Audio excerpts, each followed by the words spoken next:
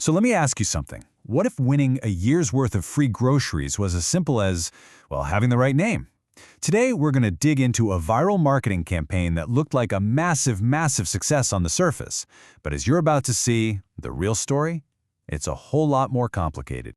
I mean, it sounds like a fantasy, right? A company just decides to launch this huge nationwide search, and the only thing you need to do to win an absolutely life-changing prize is have a specific name. Well, believe it or not, one supermarket brand actually turned this wild idea into a reality. Welcome to the Chao Salon. For today's explainer, we're diving deep into a really fascinating report from the research firm Social Agent. It came out in December of 2025, and it analyzes this incredibly clever campaign by JD.com supermarket that was just built from the ground up to go viral. So yeah, let's get right into it. Okay, so the core idea behind this campaign was just brilliant in its simplicity. To celebrate the Year of the Horse, JD.com supermarket put out a call. They were launching a nationwide hunt for anyone and everyone named Ma Chao. Now, since the name Ma literally means horse in Chinese, it was this clever, kindly pun that just instantly grabbed people's attention. And what were they offering? Oh, this wasn't some little prize. We're talking about tickets to a huge New Year's Eve concert, flights and hotel paid for, plus a year's supply of all the essentials, milk, eggs, flowers. They even threw in 10 boxes of cat litter. This was a prize package practically designed to get people talking. And oh boy, did people talk. The campaign pulled in over 4.12 million interactions. I mean, that is a massive number by any standard you can think of. On the surface, it just looks like an unbelievable success story. Now here's where it gets really interesting. Where did all that conversation actually happen? Well, this thing was almost entirely a Weibo phenomenon. A truly staggering 98.7% of all the buzz was packed onto that one single platform. Weibo became the absolute heart of the entire campaign. And this image, it just illustrates the whole life cycle of the campaign perfectly. This wasn't some slow burn, it was a firework. The buzz just exploded on December 17th, it peaked over the next 48 hours, and then, poof, it faded away almost as fast as it appeared. A true digital flash mob. And the public reaction was just amazing.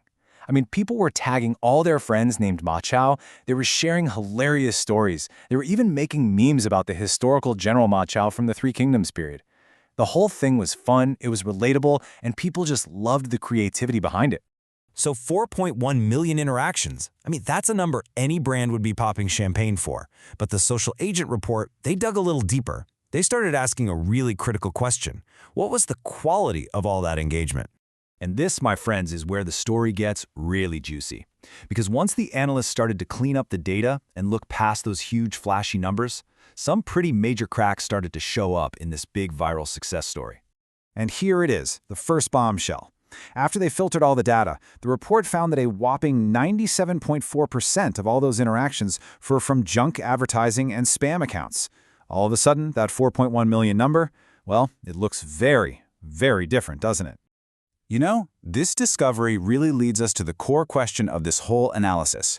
The campaign was, without a doubt, a lot of fun, and it captured everyone's attention. But did it actually do what it was supposed to do for the business? Did the joke land so well that the actual message got completely lost? And this slide right here gives us the answer, crystal clear. This data shows you how often the brand's key messages were actually mentioned in all that buzz. And, no surprise, the campaign was 100% effective at getting people to talk about one thing, Ma Chao. Now, here's the crucial point. Look at the other messages. The brand wanted people to think of them for the New Year's festival for their holiday shopping. That was mentioned in less than 1% of posts. And their core brand values, things like quality life or convenient, zero. A big, fat 0%. The fun completely, totally overshadowed the purpose. The report actually has a name for this phenomenon. They call it a mind-share disconnect. And it's exactly what happens when your creative idea, your hook, is so strong and so memorable that it's the only thing people remember. The hunt for Ma Chao was a smashing success, but the campaign for JD.com supermarket, not so much. So, what can we all learn from this? I mean, this case study isn't just about pointing out what went wrong, it's about learning from it. And the Social Agent report boils this whole thing down into 3 absolutely invaluable lessons for anyone in marketing. Let's break down the 3 most important takeaways from this entire campaign, which are laid out for us right here. First, and this is probably the most important one, viral buzz does not equal brand building. Millions of interactions mean absolutely nothing if they don't connect back to your core message. In this case, JD.com made a ton of noise, but they built very little long-term brand value. The second lesson is that clean data is non-negotiable. That flashy 4.1 million number was what we call a vanity metric. The real story, the truth, was only revealed after they filtered out 97% of the data as junk. It just proves you have to prioritize the quality of your engagement over the sheer quantity. And finally, you have to match your campaign to the platform. The whole matcha hunt was just perfect for a text and discussion platform like Weibo, and that's why it exploded there. But it was completely the wrong fit for a video-first platform like Douyin, where it got basically no traction at all. Your creative idea has to feel like it belongs on the channel you're using. So in the end, the hunt for Ma Chao leaves us with this one critical question. It's really easy to chase virality, to create something clever and funny that gets everyone talking for a day or two. But the real challenge, the real goal, is to make sure that when all that buzz finally dies down, people remember not just the joke, but the reason you told it in the first place.